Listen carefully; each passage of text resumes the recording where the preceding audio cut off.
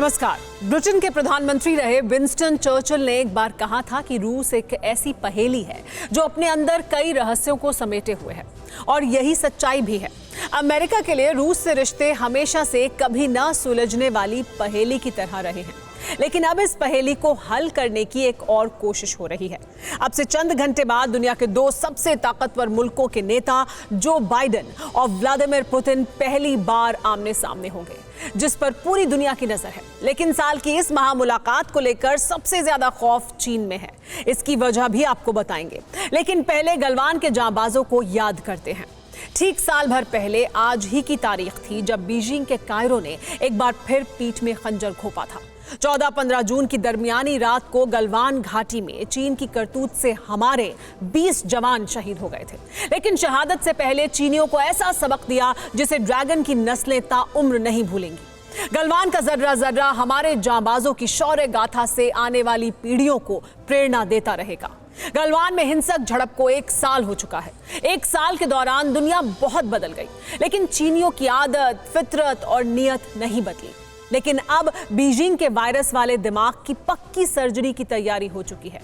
Geneva में Biden और Putin मिल रहे हैं, लेकिन खौफ बीजिंग में क्यों है, ये एक्सक्लूसिव रिपोर्ट देखिए।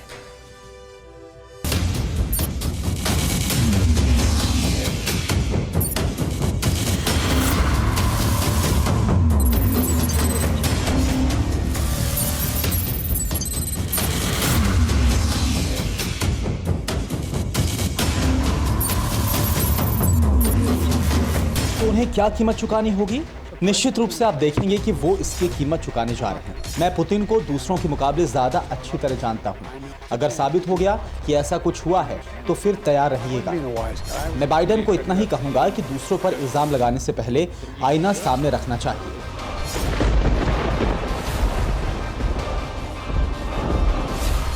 ऐसा ही अंदाज रहा, तीखे जुबानी तीर चले, ताकत की जोर आजमाइश हुई।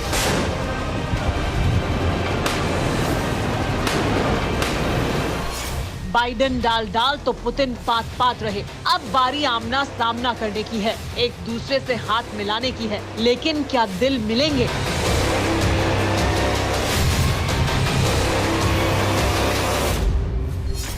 दो मुल्क जिनकी रीत पर दुनिया की कूटनीति, अर्थनीति और रणनीति का पहिया घूमता है, जिनकी दशकों पुरानी अदावत रही है, उन्हीं देशों की सर्वोच्च सत्ता के सर्वशक्तिमान नेता बाजीगर बाइडेन और पावरफुल पुतिन आमने सामने होंगे, जिस पर पूरी दुनिया की निगाहें लगी हुई हैं। अब से चंद घंटे बाद स्विट्जरलैंड का दूसरा सबसे बड़ा शहर जिनेवा 2021 की सबसे बड़ी मुलाकात का गवाह बनेगा। सवाल यह है कि क्या रूस और अमेरिका में तनाव कम हो सकता है? क्या बाइडेन और पुतिन के बीच तल्खी कम होगी? शीत युद्ध की बर्फ पिघलेगी या टेंशन का नया चैप्टर शुरू होगा? या ये सुपर पावर की गद्दी को चुनौती देने से पहले रूस की रणनीति का हिस्सा है?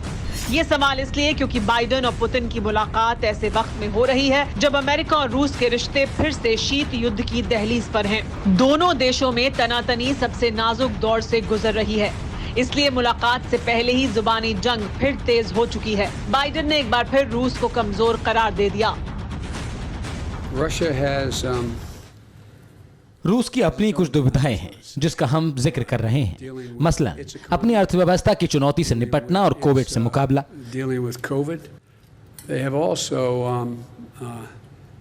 उन्होंने कुछ वास्तविक समस्याओं का भी दंश झेला है जो अब उनके लिए मुसीबत का सबब बन चुका है। उदाहरण के तौर पर सीरिया और लीबिया का पुनर्निर्माण। अमेरिका जानता है कि सुपर पावर की उसकी गद्दी को कोई हिला सकता है तो वो रूस ही है। इसीलिए पुतिन से पहली मुलाकात से पहले बाइडेन अमेरिका का पलड़ा भारी करने का हर दांव आजमा रहे हैं। अपने पहले विदेशी दौरे पर रवाना होने से पहले भी बाइडेन ने पुतिन को क्लियर मैसेज दिया था। अमेरिका के राष्ट्रपति के तौर पर यह मेरी पहली विदेश यात्रा है। मैं G7 सम्मेलन के लिए जा रहा हूं, उसके बाद नेटो की बैठक और फिर पुतिन से मिलने जा रहा हूं। पुतिन को यह बताने के लिए कि मैं उन्हें किस तरह और किस रूप में जानना चाह रहा हूं। बाइडेन के ये तेवर पुतिन से मुलाकात के दौरान भी रह सकते हैं।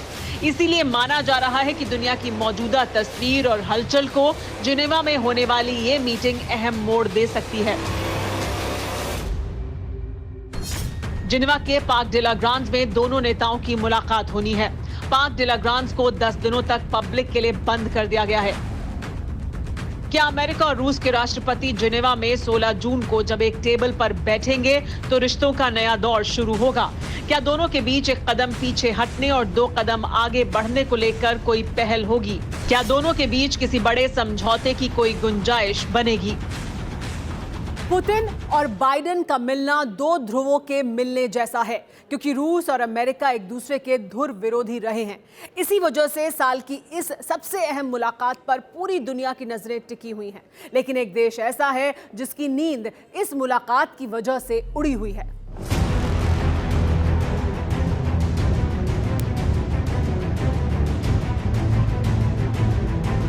जिनेवा में मुलाकात होनी है, लेकिन खौफ बीजिंग में पसरा हुआ है। जिनपिंग की आंखों से नींद गायब हो चुकी है, ये सोचकर कि क्या रूस भी अगर अमेरिका के पाले में चला गया तो शंघाई के सियारों को किसका सहारा होगा। रूस का बर्दहस्त हासिल होने की वजह से ही चीन की चालबाजियों का सिरा लंबा होता रहा है।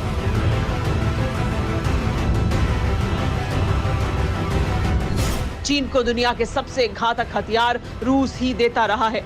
रूस और चीन ने हाल ही में सबसे बड़ा परमाणु करार किया है। दुनिया के हर बड़े मंच पर रूस चीन का समर्थन करता है। इतना ही नहीं, कोरोना वायरस को लेकर रूस ने कभी भी चीन पर सवाल नहीं उठाए।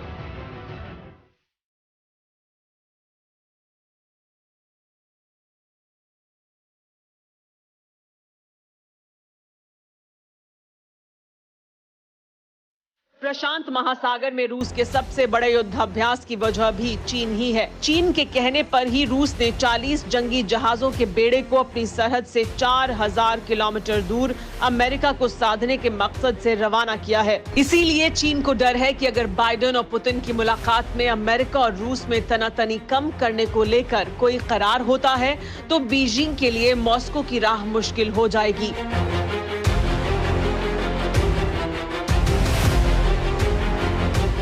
चीन की दुनिया में तरफदारी करने वाले मुल्क बहुत कम हैं। दूसरी तरफ चीन ने दुनिया में कोरोना को फैलाकर अपने दुश्मनों की लिस्ट को बहुत लंबा कर लिया है।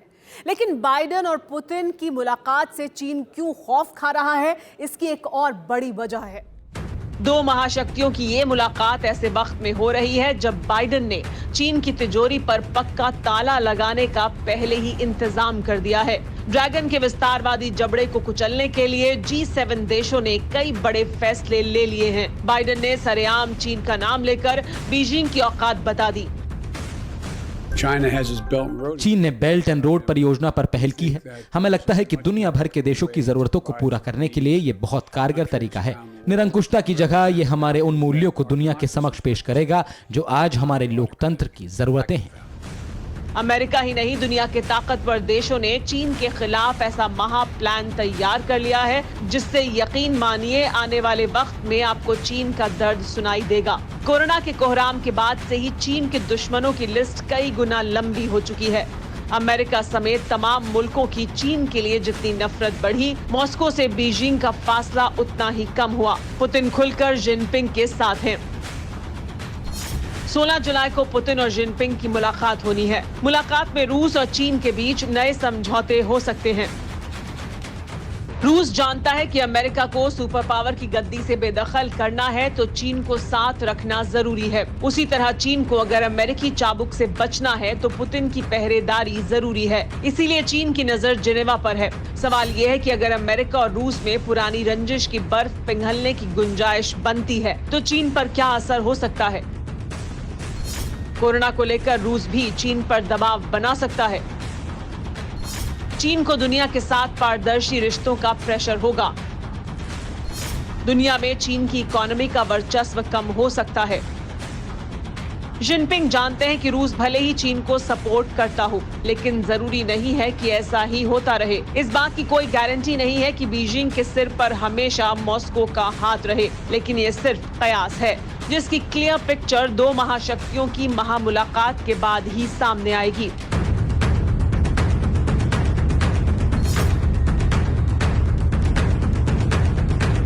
लेकिन ये भी दीगर बात है कि अमेरिका और रूस के संबंध धरती के दो ध्रुवों की तरह हैं, जिनका मिलना कमोबेश नामुमकिन सा है। लेकिन जिस तरह कोरोना वायरस फैलने के बाद भी चीन की दादागिरी जारी है, उसमें किसी भी समीकरण से इनकार नहीं किया जा सकता। इसीलिए दुनिया के हर मुल्क की नजर साल की सबसे बड़ी मुलाकात पर टिकी है।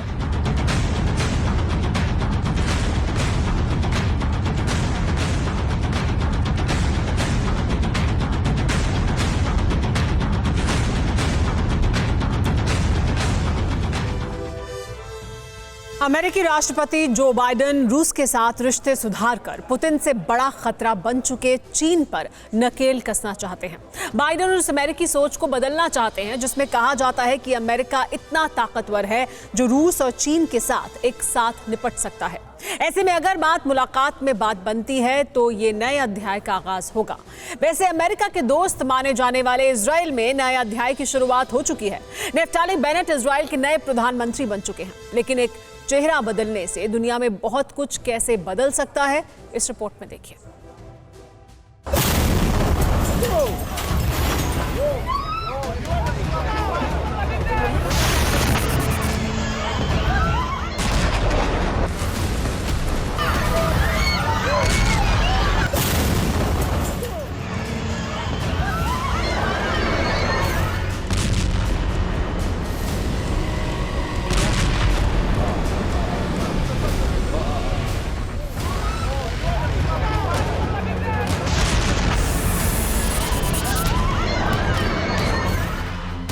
धमाकों से गूंजती कायनात, खौफ में इंसान, धुआं धुआं आसमान।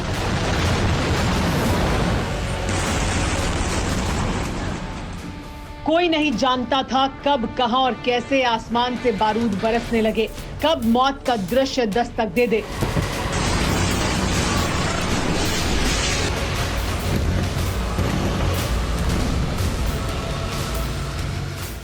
कब जिंदगी आशियानों के मलबे में समा जाए। कौन बचेगा, कौन निशाना बनेगा, कोई नहीं जानता था।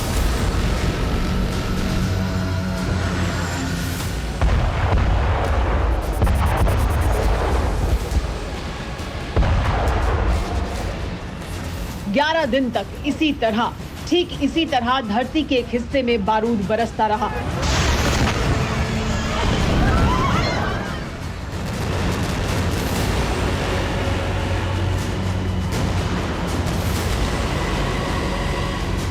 बेतहाशा, बेहिसाब फिलिस्तीन और इजराइल में इस कदर जंग छिड़ चुकी थी कि यूं लगने लगा जैसे दोनों एक दूसरे को मटिया मेट करके ही मानेंगे। लेकिन महीने भर में ही तस्वीर बदल चुकी है। 59 נגד 1. תודה חברים, אני מבקש। ये इजराइल में एक अध्याय के खत्म होने की मुनादी है। तल अवीव की सड़कों पर ये जश्न नेतन्याहू की राजनीति के पटाक्षेप का आगाज बयां कर रहा है।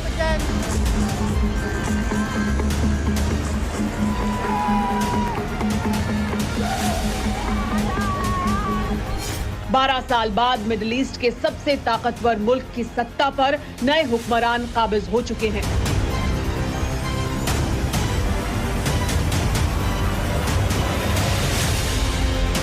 नफ्ताली बेनेट इजराइल के नए प्रधानमंत्री बन चुके हैं। सरकार के पक्ष में 60 जबकि विरोध में 59 सांसदों ने वोट किया। जिस शख्स से पूरा मिडिल ईस्ट खौफ खाता था, कभी नेतन्याहू के करीबी नफ्ताली ने ही 8 विपक्षी पार्टियों के साथ मिलकर नेतन्याहू को सत्ता से बेदखल कर खुद प्रधानमंत्री की गद्दी हासिल कर ली है। इसलिए सवाल यह है कि इजराइल अब क्या करेगा। नेतन्याहू की विदाई से वैश्विक कूटनीति पर क्या असर पड़ेगा। क्या फिलिस्तीन को लेकर और कड़ा रुख अपनाएंगे नफ्ताली। क्या मुस्लिम वर्ल्ड और इजराइल की अदावत का नया चैप्टर शुरू होगा। क्या इजराइल के रुख में हमास को लेकर नरमी आ सकती है। क्या इजराइल हमास के ठिकानों पर बारूद बरसाना बंद कर देगा। इसकी उम्मीद कम ही है, क्योंकि इजराइल के नए प्रधानमंत्री नफ्ताली बेनेट की इमेज काफी कट्टर नेता के तौर पर ही रही है। इसलिए फिलिस्तीन को इस बात की उम्मीद कम ही है कि इजराइल तोपों का मुंह शांत करेगा। लिहाजा ये बात इजराइल के नए प्रधानमंत्री के बायोडेटा से समझिए। 49 साल के नेफ्टाली बेनेट ने नेतन्याहू से ही राजनीति सीखी है। 2006 से 2008 के दौरान चीफ ऑफ स्टाफ रहे हैं। वेस्ट बैंक में यहूदियों की बस्तियां बसाना चाहते हैं। फिलिस्तीन को अलग देश मानने से इनकार करते हैं। कट्टरपंथियों को फांसी देने के समर्थक रहे हैं। 2019 में नेतन्याहू एक तेज तर्रार रक्षा मंत्री की तलाश में थे। नेफ्टाली बेनेट रोज टीवी डिबेट में खुद को डिफेंस मिनिस्टर के लिए सबसे काबिल बताते और इसे साबित करने के लिए वो फिलिस्तीन के कसाई बनकर अपनी मिसाल देते। अगर हालात बदलने 10 साल हो चुके हैं, हमास हमारे ऊपर रॉकेट बरसाता है और ऐसा लगता है जैसे इजराइल ने हाथ खड़े कर दिए हों। मैं जानता हूं कि ऐसे लोगों का नामो निशान मिटाने के लिए क्या किया जाना चाहिए। अब ऐसा शख्स इजराइल का प्रधानमंत्री बन चुका है, लेकिन प्रधानमंत्री बनने के बाद नेफ्टाली बेनेट चाहकर भी अपना पूरा एटीट्यूड बरकरार नहीं रख पाएंगे, क्योंकि उनकी भावी सरकार 8 पार्टियों के कमजोर खंबे पर खड़ी है। वो फिलिस्तीन को लेकर अगर आक्रामक नहीं हुए तो यहाँ पाए सरक जाएंगे। इसलिए नेतन्याहू ने ऐलान कर दिया है कि वो जल्द वापसी करेंगे। मेरी विदाई से तेहरान में जो खुश हो रहे हैं और जो हमास और हिजबुल्लाह के लिए राहत मान रहे हैं, उनके लिए मेरा संदेश साफ है। इजराइल का विपक्ष शांत होकर नहीं बैठेगा। मेरा एक और मैसेज है जो कि बहुत जरूरी है कि हम जल्द वापस आएंगे। 12 साल तक सत्ता सुख भोगने वाले नेतन्याहू के लिए सत्ता के दरवाजे अब भी खुले हैं। इसकी वजह यह है कि नई सरकार मेजॉरिटी के लिहाज से बिल्कुल बाउंड्री लाइन पर खड़ी है। अगर जरा सी भी नानुकर हुई तो नेफ्टाली की कुर्सी सरकने में देर नहीं लगेगी। वैसे इसकी प्रबल आशंका भी है, क्योंकि नेफ्टाली की कुर्सी जिन 4 पायों पर टिकी है उसमें एक मुस्लिम पार्टी का है। इजराइल में यूनाइटेड अरब लिस्ट नाम की पार्टी है, जिसे हिब्रू में राम कहा जाता है। राम पार्टी के पास इजरायली सेनेट की 4 सीट हैं। राम पार्टी के लीडर मंसूर अब्बास ने गठबंधन सरकार में शामिल होने के हस्ताक्षर किए हैं।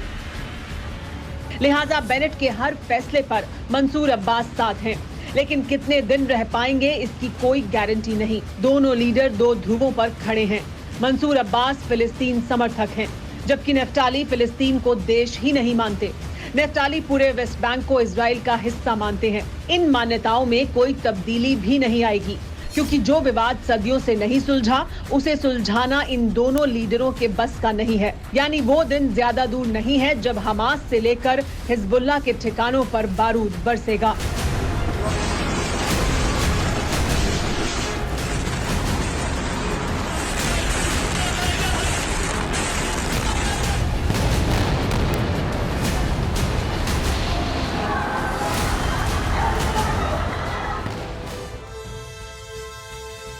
और अब बात एक और अहम खबर की करते हैं। देश में कोरोना से राहत मिल रही है। कई राज्यों में लॉकडाउन खत्म हो चुका है। इसी के साथ एक बार फिर पुरानी तस्वीरें नजर आने लगी हैं। सवाल यह है कि क्या हालात सामान्य होते ही हम में जिम्मेदारी भूल जाते हैं? शिमला और नैनीताल की तस्वीरें देखेंगे तो आपके जहन में भी यही सवाल उठेंगे। आप खुद देखिए।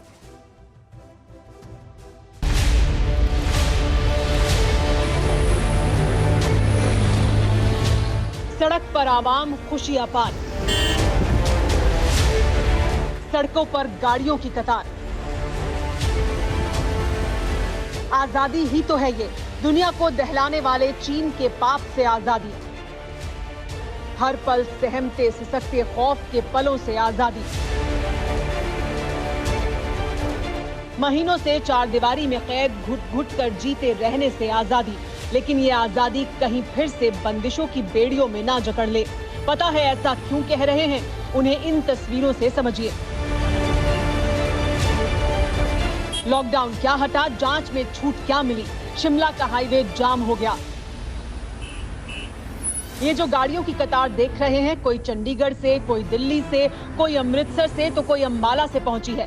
सभी को शिमला जाने की इतनी जल्दी है कि चंद घंटे में ही पूरी पहाड़ी सड़क मोटरमय हो गई। 36 घंटे के दौरान शिमला में ही 5000 से ज्यादा गाड़ियां बाहरी राज्यों से पहुंची हैं। अचानक बढ़ी गाड़ियों से शिमला की सर्पीली सड़कों पर जाम लग गया। 2 दिन में ही 9000 से ज्यादा लोगों ने हिमाचल आने के लिए एंट्री पास के लिए अप्लाई किया है। हिमाचल आने के लिए कोरोना टेस्ट रिपोर्ट में छूट मिलते ही लोग पहाड़ों की तरफ क्यों दौड़ पड़े हैं, खुद सुनिए। यहाँ का वेदर काफ़ी वहाँ से काफ़ी अच्छा है और अब तो वहाँ काफ़ी भी धूप भी पड़ गई और थोड़ा मानसून का भी सीज़न आ रहा है, तो इसलिए और बाद में भी अभी कुछ नहीं पता सिचुएशंस का, तो इसलिए अभी लॉकडाउन खुला है, अभी चांस मिला है, तो इसलिए अभी आ गए। उतना फ्रीली नहीं रोम कर पा रहे हैं, जैसे अभी भी सोचते हैं किसी चीज़ को टच नहीं करना है। We kept sanitiser along with us, बच्चों को मास्क पहनाया है। बट यस, हाँ थोड़ा दिख रहे हैं, लोग दिख रहे हैं, थोड़ा यहाँ पे मौसम अच्छा है तो अच्छा लग रहा है। माना कि मैदान गर्म है, पहाड़ में ठंड है, लेकिन अभी अभी तो वायरस का प्रचंड दौर बीता है। ऐसे में थोड़ी तो एहतियात जरूरी है। परवाह देश की, सोमवार से शुक्रवार रात 10 बजे TV9 भारतवर्ष पर।